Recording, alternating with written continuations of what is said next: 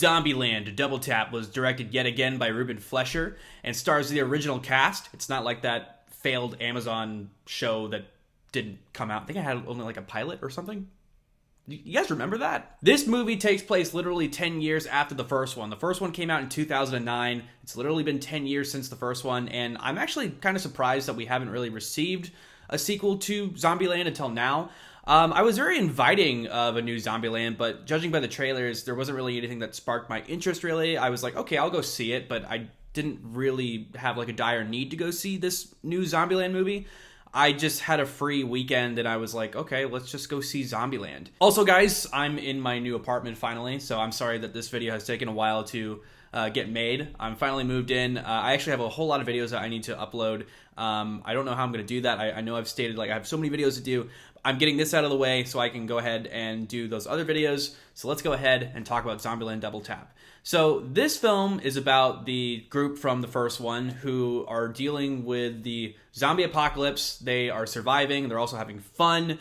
In this one, Little Rock, the little girl from the first one, has grown up, and she has a need to meet people her own age. She doesn't really like hanging out with her family anymore that she found in the first one, so she wants to go out, venture forth, and just meet people that she can relate to. Pretty much a rebellious teenager plot, and that's actually a very interesting plot in my opinion, because it makes sense. It's like, okay, let's like do this plot where she wants to be like hanging out with boys and stuff, but she can't because she's in the middle of this apocalypse. And I found the parts where Woody Harrelson was like being this dad figure and everything. I thought that was really funny.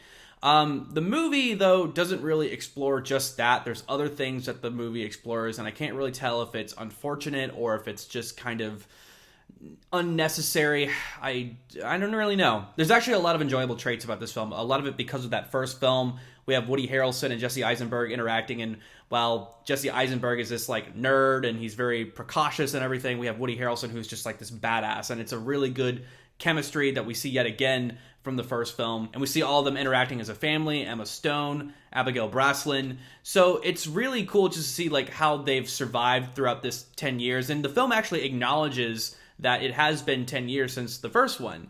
It's almost kind of like the way that they acknowledge it. It's like this parallel universe because it does acknowledge that these events took place in 2009. And there's a lot of jokes in here that kind of state the way our society is right now, and we're going to get into that because I can't really tell if it's positives or negatives. It worked at some points, but then there's points where I'm just like, okay, that's a bit on the nose. If you like the first Zombieland, I think you're going to really like this one as well, but unfortunately, I do feel as though this film is a little bit of a throwaway film.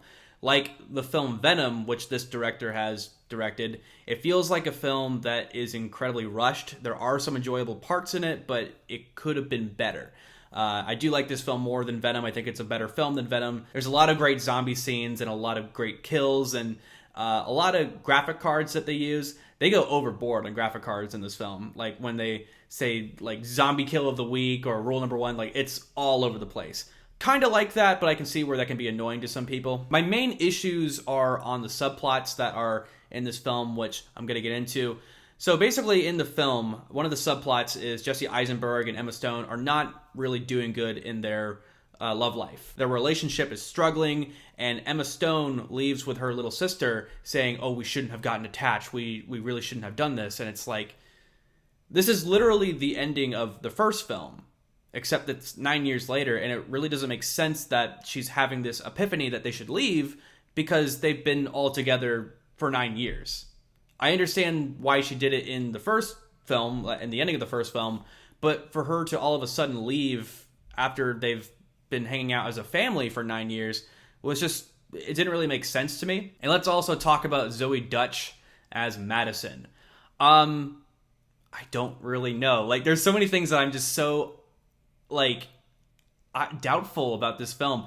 There are parts in this film where I could see an audience member being really annoyed by her, but then there are parts where I thought was hilarious. It's not necessarily her that I thought was hilarious, but how everyone in the group reacted to her that I thought was really, really funny. Whether or not that's your sense of humor or if you're annoyed by that, I can see where a lot of people are annoyed by it. It works sometimes and sometimes it doesn't, but she's in the film regardless, and they're actually thinking about making a spin-off film with her. I don't know. Maybe? Okay, maybe. Another film that we didn't ask for. Whoops. The one thing that I really want to talk about as well is the humor in this film. What really made the first one really, really good is how funny it was, and how these people surviving in the zombie universe, even though there were a lot of serious parts where they had to survive these zombie outbursts, there was still a lot of funny scenes, especially like where they tried to make it a sport to get like zombie kill of the week and stuff. It was stuff like that that really made that film and could have possibly made it into a universe at the time.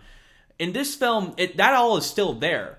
But the problem is that there's a lot of humor in here that's incredibly meta, and it's pretty obvious, honestly. I did like how this universe took place after the events of 2009, and there isn't really any references towards anything that's happened in our world since then. There's no Trump references or anything like that. But there are references to stuff that has happened in our universe. Like, one of the characters comes up with this idea of what if, like, on our phones we could call a car or taxi, obviously Uber. So it's stuff like that in the film where it's like, it's trying to make fun of our universe, and it's funny at some points. But then there's stuff in the film that is just, it seems like it's something out of a cartoon, where they're talking to characters that look exactly like them, that act like them, and it really just kind of took me out of the film. It really just was, it was kind of funny, but at the same time, it's like, it seems so unlikely, especially since you've established this pretty almost realistic first film, and now we're doing like this cartoon humor where, you know, you're talking to people that look exactly like you. The best way to describe this film, I don't really, like, if you understand my analogy, like, comment down below. It's almost like the same humor as the Ice Age films, where we basically had a first film, and it was like, okay, that was somewhat good, and then we had all these sequels and this weird humor, and it's like, we didn't really ask for it, but okay, cool. We got another Ice Age. That's what this film feels like. It feels like we got another Zombieland film, and we didn't really necessarily ask for it. We were like inviting of it, and it just seems not really anything special, really. Overall, though, I think I had a decent time with Zombieland. It is not a perfect film. It's obviously really rushed. I think that's my main issue, is there's things that happen in the film that really don't take its time, especially due to the fact that this is a sequel that's coming out 10 years after the first one, and they had a whole lot of time to like really make this good. And I just feel as though it was a sequel that could have definitely come out like 2 or 3 years after the first one.